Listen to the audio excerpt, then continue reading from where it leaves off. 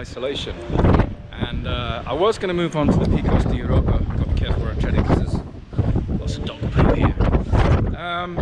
Yeah, so no, I'm just, there we go. There's Kenneth, he's chilling, literally chilling. It was freezing here last night, really so cold, it was ridiculous. And I couldn't figure out why.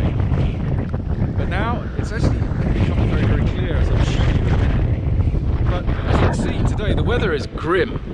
It's so English, it's disgusting. It's cloudy, windy, and rainy and wet, and you'd understand it being a bit wet, being next to a lake, I suppose. But let's go check this out.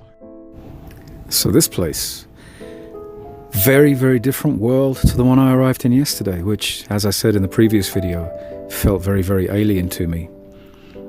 I had a good night's sleep last night, but it was super cold, and I woke up really freezing, and I couldn't figure out why, because it wasn't that bad last night.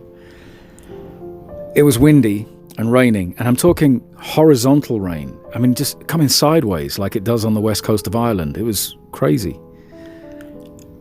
But when I got to the lake and I had a look around, I realized that there was, well, it must have been snow, or certainly a very, very heavy frost on the peaks on the opposite shore.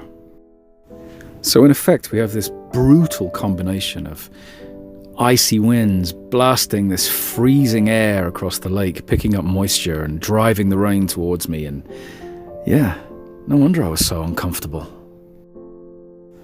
But you haven't come here to listen to me talk about the weather, because that's such an English thing to do, and I don't consider myself an Englishman anymore. I'm just a man, or a man, or whatever you.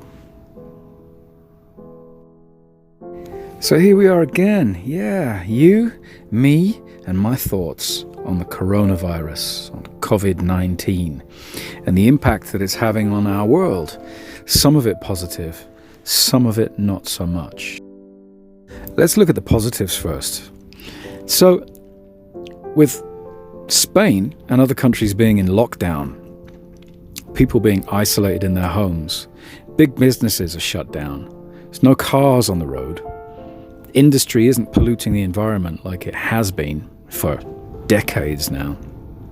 So it's actually given the planet a chance to breathe again, which is kind of ironic, seeing as, you know, COVID-19 and the coronavirus do tend to lead to breathing difficulties. The other hope is that we come out of this a better species, that we don't panic buy in the future, that we learn to adapt our patterns of behavior and realize that there is plenty for everyone, and that sharing is far more important than hoarding. The other thing that I really want to talk about today is the importance of keeping busy, keeping our minds active. And as you can see here, my stuff's drying out after I went out for my walk this morning, and it's a nightmare because this stuff takes ages to dry in these conditions. But yeah, you know, I could play the guitar. I could sit and look out my window and watch the world and its ever-changing landscapes and soundscapes. But for me, I really need to use this time wisely. So yeah, I'm going to do some videos. Yes, I'm going to do some writing. I'm going to make myself a nice cup of tea with that great kettle. Trust me on that one.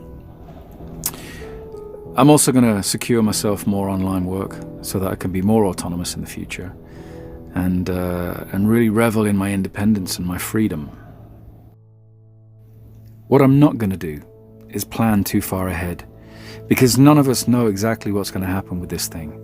It's such a bizarre set of circumstances. Everybody locked away in their little rooms, in their little cells. I heard that people have been arrested in Spain today for being outdoors, which is, well, criminal, I guess. I mean, people need to walk their dogs, people need to go to the supermarket, which apparently is allowed, as is buying fuel or going to the pharmacy or the doctors. But moving around willy-nilly in public places, nah, that's definitely not allowed. And it's this kind of, I don't know, it's kind of almost like a totalitarian control. It's causing people to be fearful. And we don't need to be fearful, we just need to be careful and sensible. Eat healthily. Do some exercise in your home. There's no law against that. Get yourself a regular sleep pattern as soon as possible. Get up at the same time every day. Build routines, because we don't know how long this is going to last. And it's really, really important that we keep our minds active. Not focus on the negatives, but be positive. Always positive, so that we maintain good mental health. And remember, this does feel like a war, because in a way it is a war. It's a capitalist war against the old and the sick and those who place a burden on the economy. And I don't like conspira-woo, I don't like to get into conspiracies, but this is a good opportunity for governments to delete some people who are a strain on the economy. Be positive, be vigilant, be good to each other, be happy, keep on rolling.